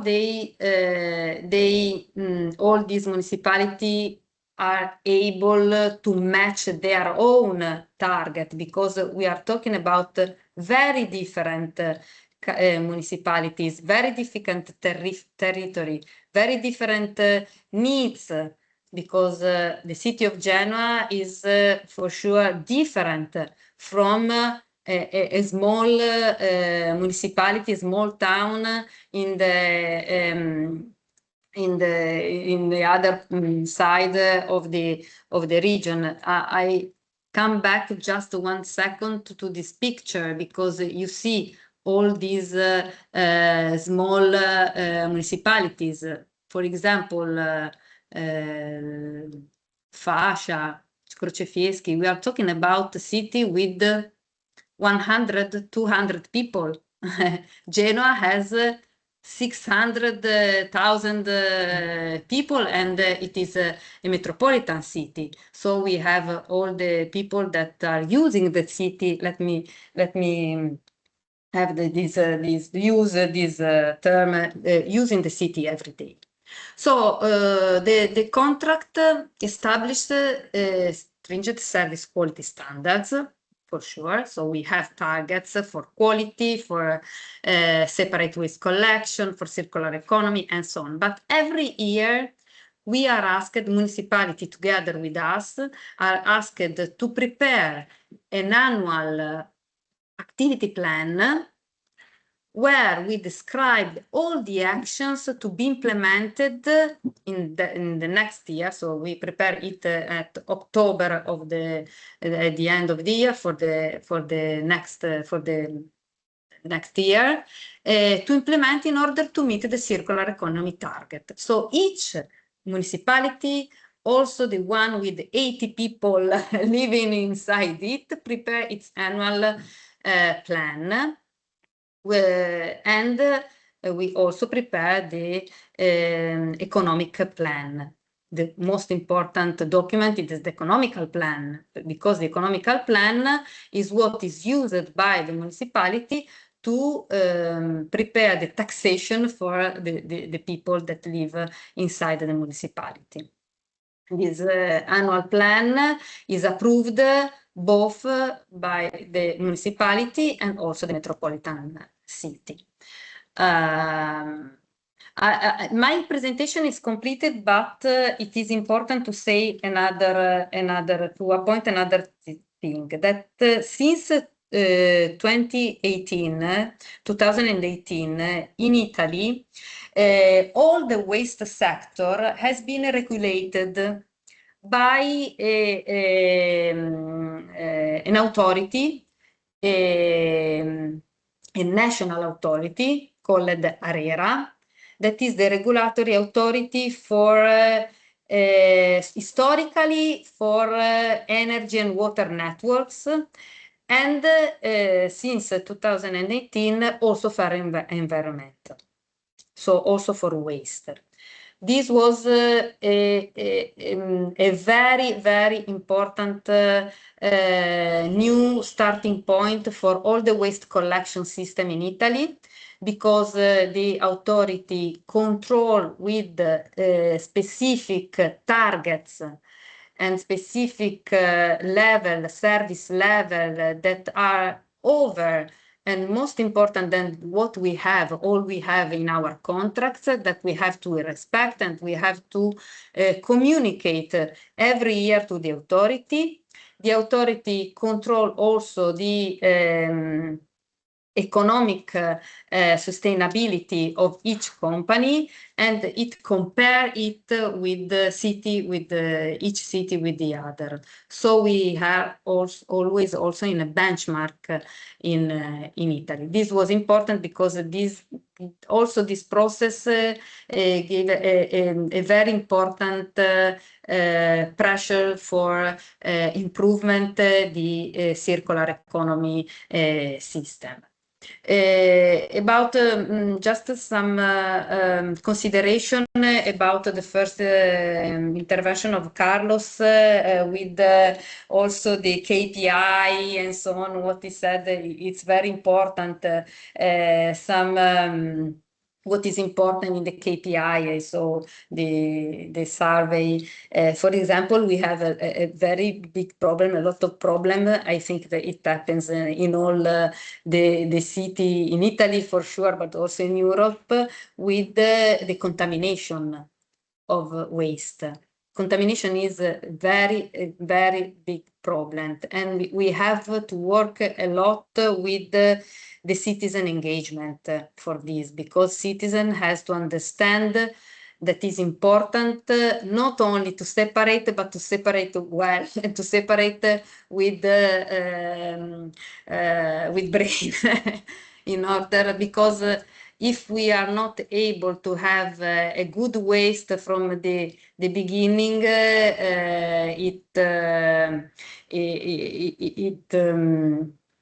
it's not good for the circular, because at the end we have to throw everything in an incinerator in a landfill. So this is the very, very important for us. So I complete my presentation. There are many things that we can say, that we can add, but if there are some questions, I'm available to answer to everything. Thank you. Thank you very much, Tiziana. Now we are perfectly in time and the picture is concluded. So the word to Clarissa for the last interactive session.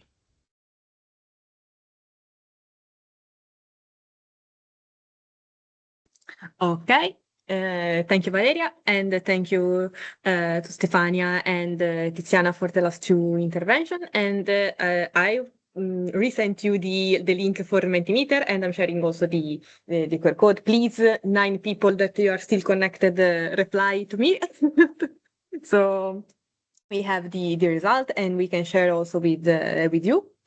This is related to the first intervention for the Comune di Genova, Stefania Manca. And in your experience, which of these pillars are the most complex to translate into binding contractual requirements within a tender? Thank you first people who reply. Sustainability, of course, because it's super important. Thank you. Okay, I think that we already have a winner for this question, and is sustainability and resource efficiency, of course. I'll move on just to be in time, but if you haven't replied to the question, you can do that, and then you can join the presentation later. Okay. Second question for the Comune di Genova. In a single word, what is the main benefit of cities networking for the circular transition? This is a not open-ended question. You have to articulate it too much. It's just a single word. The first one that comes in your mind, thinking about the cities networking and collaboration for the circular transitions.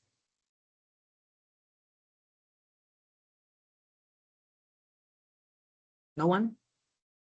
No one yet, because now we are 10 respondents. Positive contamination and sharing, okay. I mean, sharing, we can talk about sharing the best practices, so like webinars like that, and like the other that we'll be sharing after the Menti.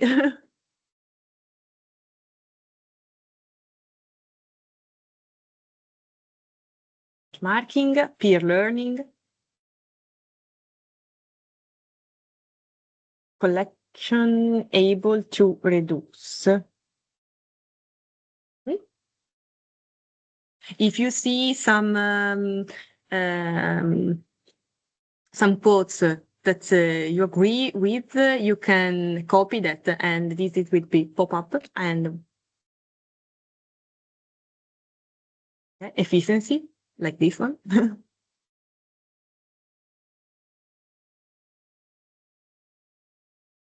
Okay. Thank you very much. I'll move on, just to be quick. Third and last one for the Comune di Genova is to what extent do you consider these elements effective in transforming circularity from an aspiration into a practical governance model, just like Stefania Manca told us in her presentation before? We have the monitoring of 116 indicators to guide policies priorities, just like the Comune di Genova is doing.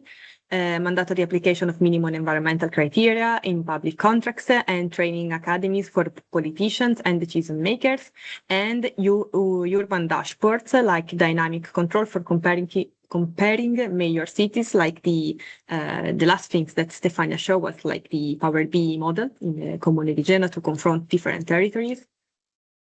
Okay, like urban dashboard for now is the most effective way.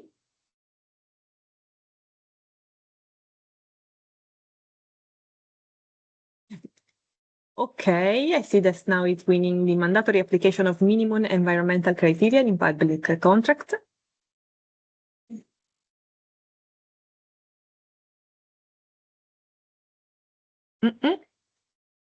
Okay, perfect. I think that we are now in our medium respondent. We are now passing to the question for AMU, for Tiziana. Like, most important to list, rank the key objective a municipality utility like AMU should prioritize. I mean, we already have listened to Tiziana, but we want to know your opinion regarding to that, and like a feedback. Perfect.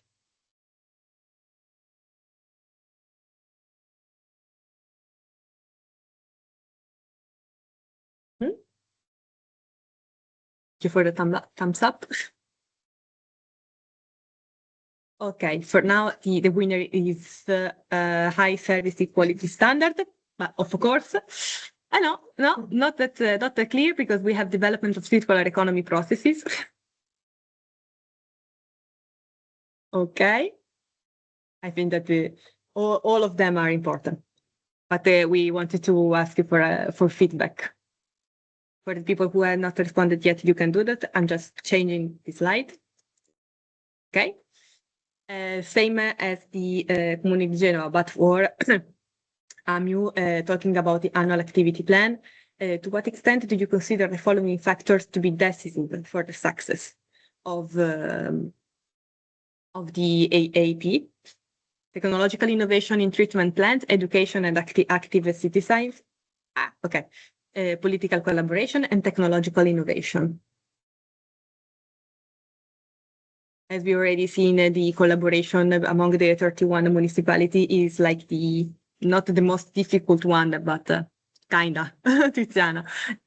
And Tiziana, if you want to intervene, stop me whenever you want, and whenever you have something to, Yes. if you want to comment the data with us, it's okay. Okay, but for now, is the technological innovation in treatment plants, it's the most important. I would not undervalue the others, of course, like the education and citizen engagement, because we know that people have to think about how to recycle and has to be educated about it. But okay. Last but not least, in your opinion, what is the main challenge in managing the waste cycle across many different municipalities? Sorry, I forgot the space in between across and many. But as we see, as Tiziana already told us, there are a lot of issues to overcome to put together all the so many municipalities with so different needs and so different like citizens in that, because we saw that we have very small, not municipality, but cities, little cities, and a very big one like Genoa. And very different needs, because shifting from the coastal to the mountains, the needs and the accessibility to the service, of course, change. Not only for the citizen, but also for AMU.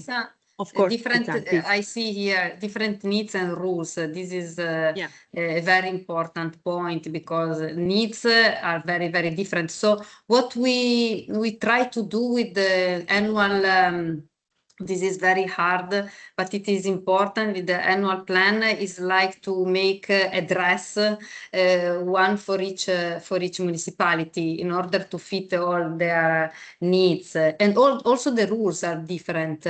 Rules not about waste, because we have one legislation for Italy, and also everything is similar to all these cities, but there are rules with related with the territory, so specific.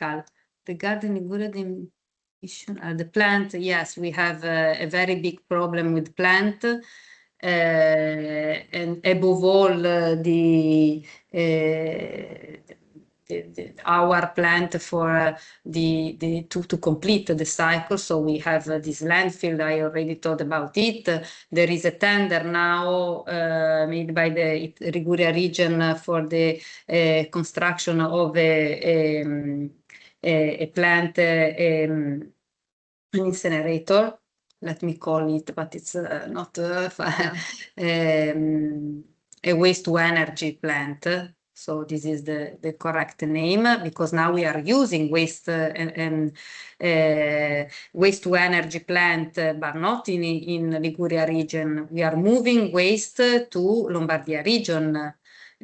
So this means, as I already said, a lot of traffic, pollution, and so on, and costs. I don't talk about cost because No. it's we have to know. open a chapter dedicated.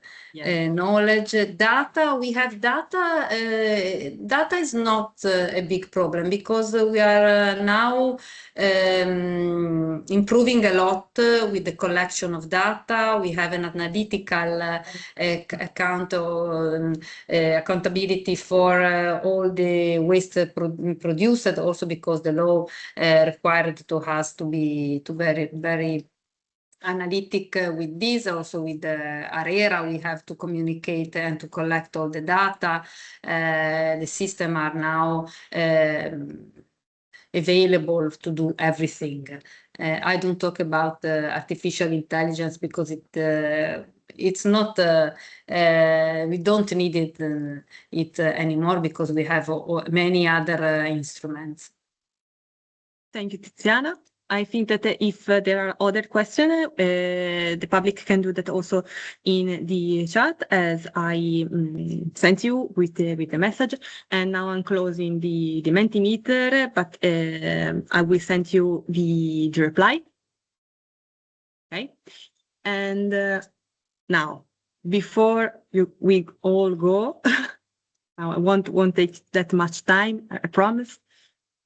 But it's mandatory. Okay, and now you should see. I want to put that in presentation mode, otherwise I can't see you. And but before we say goodbye, please, yes, I know another QR code. We are stalking you with that, but it's the last one, I promise. And I'll give you all the information also in the chat if you want to join this on your PC. But it's mandatory for us because all these webinars are part of a very important work that the CCRI project Knowledge Hub is doing, and all your reply have to be will be part of the next the final deliverable. Of course, it won't say it's just a data collection and with all the privacy things that you will see in the questionnaire. It's just a satisfaction service, so it won't take you that much time, but it's very important for us to know your feedback and to see how we can improve in the future with the project. So I just move on a little because you have all the information also in chat. And I just want to doing like, how to say that, spamming time, because this is part of a series of a webinar, and all the partners of the CCRI project have to do that. And the next one is organized by IRADA, another partner of the project, and it will be from CE to roadmap to operational program, and is the next 28th of July. So you have the registration link in chat, and I of course encourage you to join them because all the webinars are super important. And this is just a little overview of what we have done in the project. As you can see, there are the previous webinar, like in the previous episode, what we have done. And you see, the last one is the IRADA one. Okay, I'll just go back to the QR code. So if you haven't scanned it yet, you can do that. And I will leave like 5 to 6 minutes to complete it. Please complete it. It's super important for us. And then I will say you goodbye. Okay, Valeria is back. Thank you very much to everyone, in particular to the girl speakers. And also to Carlos. Thank you, Valeria. Thank you very much for the invitation, and see you soon. Ciao. Thank you. Thanks. Bye-bye. Ciao. Bye. Bye. Bye. Bye bye. Bye. Thank you.